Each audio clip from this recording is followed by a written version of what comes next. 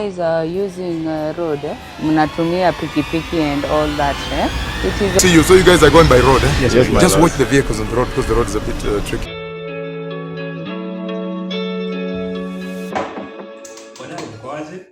It's been quite a long time, mazi. Sijawaona, hatujaongea. We have not had a discourse. Lakini kwa kitu ningekuwa nataka kusema, I know you are wondering hii ni space gani tuko hapa. Oh, mbona imechange imekaa hivi. Mazi, 2 weeks ago I lost my YouTube channel.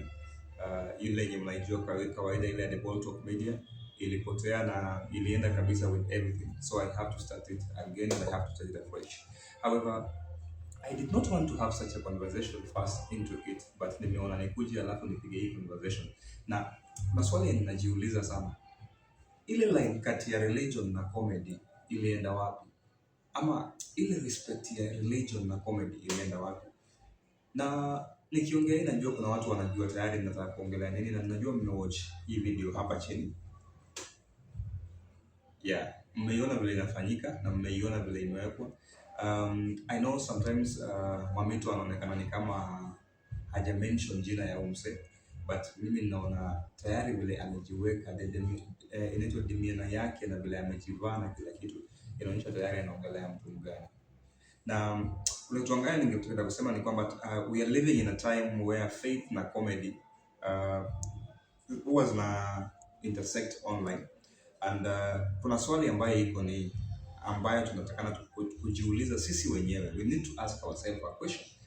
Where does humor end and where does disrespect begin? As from the video you have seen, yes, there may be humor into it, there might be fun into it, there may be comedy into it, but where does disrespect begin from where the humor ends? Na ningependa kusema kitu ya kwanza ni comedy iko na place yake.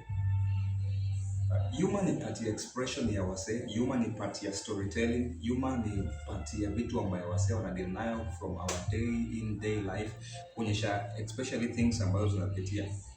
But the spiritual language ama gestures and deeply held beliefs zinakuwa material of ridicule siku hizi. Na imekuwa kitu ambayo imepanda levels to different levels.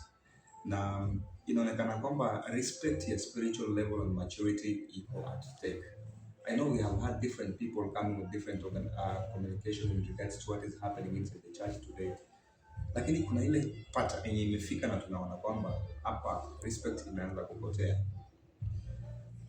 Scripture inatupatia principle fulani ya reflect.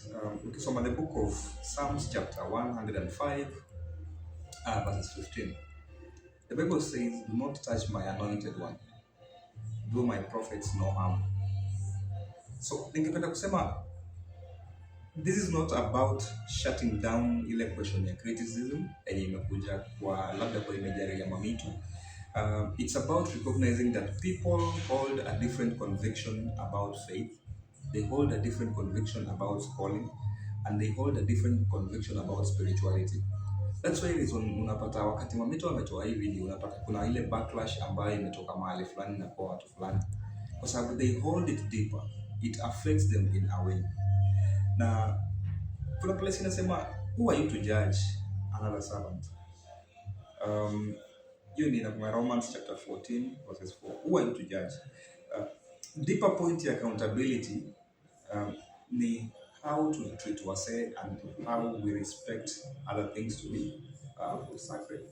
At the end of it all, Mamito anaonekana ni kwamba anafanya kitu ambacho kinaonyesha kwamba yeye anaongelea kitu fulani kwa message, because kuna different conversation amepiga hapa.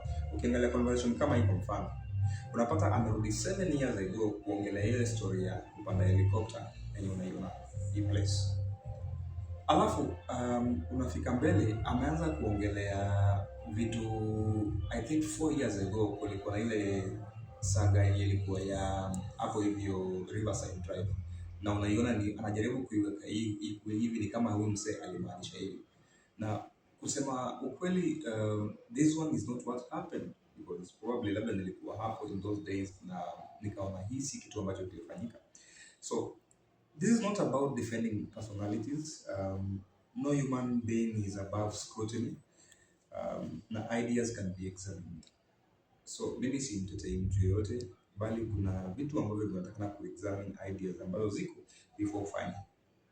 But there's a difference between critic and caricature. Kuna difference between questioning na mockery, na kuna difference between discussion and disrespect.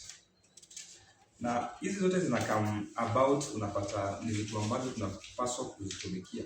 So hapa ndani, are we questioning, amecritique kitu kweli ama amefanya caricature of such a thing? Hapa ameuliza swali ama amefanya vitu vyake kuonyesha ni kwamba anataka likes na numbers, because today likes and numbers do pay. So ni nini hii ambaye anashughulikia? Alafu zaidi yote unapata, when spiritual expression becomes entertainment content, there is one thing that we need to ask ourselves. Are we still engaging ideas, or are we entertaining ourselves at the expense of others' faith? Kuna wase wamekaa, una-entertain watu kwa expense ya faith ya wase fulani. Kwa nini? Because once respect inatolewa place, even the meaningful conversation will lose its weight. And this is what Mamito is trying to portray. There are some people who are hurting inside. There are some people who are now finding how do you want to now and then. And we have taken this time to talk much and do a lot of things about this guy. And inaonekana kama sisi tunatumia yeye kupata numbers. So probably what I'll say is we need to put benchmarks, we need to put respect, we need to put marks at places. So labda ningemalizia tu kwa kusema, we can disagree, we can question, we can even debate strongly, but we must do everything with dignity, because in the end unapata ni truth and respect hazipaswi kukuwa enemies zetu.